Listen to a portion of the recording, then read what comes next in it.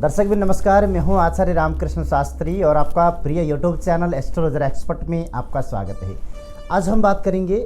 जैसा कि शीघ्र आने वाला 2025 में किन किन राशि वालों को पुत्र प्राप्ति का प्रबल योग विद्यमान है और किन किन राशि वाले को पुत्र प्राप्ति के क्षेत्र में समस्या है और किस प्रकार से हमें आगे बढ़ना चाहिए जिससे पुत्र प्राप्ति हमें सरल हो।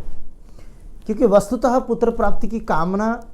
रखकर आगे बढ़ने के लिए अथवा जो भी छोटे मोटे उपाय हैं इसे कर कर आगे बढ़ते हैं, परंतु उसमें सफलताएं अर्जित नहीं हो पाता। तो इसमें क्या होता है कि अगर आपकी संतति जो भाव है, अगर उसमें स्त्रीजन्य ग्रहों के साथ में कोई पापयुक्त ग्रहों का अगर संज्ञा अगर आपकी कुंडली के अंदर विद्यमान हो, अथवा आपके घर में पैतृक बाधा हो, पितृ बाधा हो, अथवा प्रेत बाधा का लक्षण आपके घर के अंदर विद्यमान हो, तो उस अवस्था में अगर आप नॉर्मल तरीके से जो विधि करके आप आगे बढ़ते हैं तो उस समय आपको सफलता प्राप्त नहीं होता। तो आज हम जटिल समस्या के निवारण के बारे में अथवा कितने भी बड़ा समस्या आपके घर के अंदर विद्यमान हो, उन समस्या से बाहर निकल के पुत्र प्राप्ति का कामना हमारा सिद्ध हो, ऐसा विधि हम आपको बताने जा रहे हैं। वस्तुतः सर्वप्रथम पुत्र प्राप्ति एक दैविक कृपा से प्राप्त होने वाला विषय है और आप जो प्रयत्न करते हैं, जो आप प्राप्त करना चाहते हैं, उसमें आपको 100% आप देना है। सम तिथि भी आपको पालन करना है, सम डेट आपको पालन करना है और हो सकता है तो शुक्ल पक्ष हो तो ज़्यादा बेहतर है। अन्यथा अगर आप सूर्य चंद्र होरा अथवा सूर्य चंद्र स्वर सम तिथि अथवा सम डेट करके अगर आगे बढ़ते हैं तो उसमें कृष्ण पक्ष अथवा शुक्ल पक्ष का कोई भी विभाजन हमारे गर्भगीता में प्रस्तुत नहीं है। तो शुक्ल पक्ष में गर्भ धारण करने से पुत्र सुख के साथ में सुंदर पुत्र का प्राप्ति होता है और कृष्ण पक्ष में गर्भ धारण करने से पुत्र प्राप्ति तो संभव है, परंतु उनका स्वभाव अथवा जो देखने में जो सुंदरता है उसमें थोड़ी सी कमियां देखने को मिला है। अन्यथा पुत्र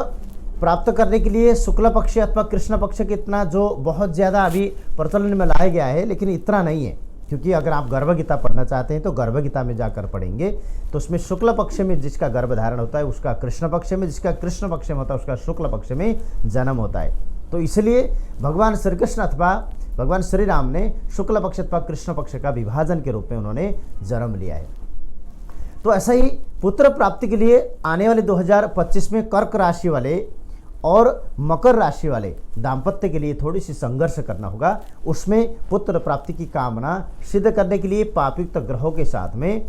उस समय मंगल जाकर चतुर्थ भाव में जाकर विद्यमान होने से इन राशि वालों को थोड़ी सी संघर्ष जरूर करना होगा। चतुर्थ क्षेत्र अगर देखा जाता है तो चतुर्थ क्षेत्र जो है अष्टम भाव है,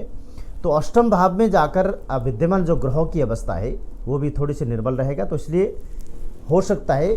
तो आप लोगों को प्लानिंग करते समय कभी भी कर्क लग्न अथवा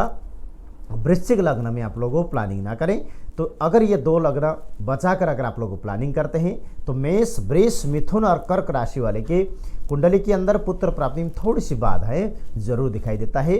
सिंह राशि, कन्या, तुला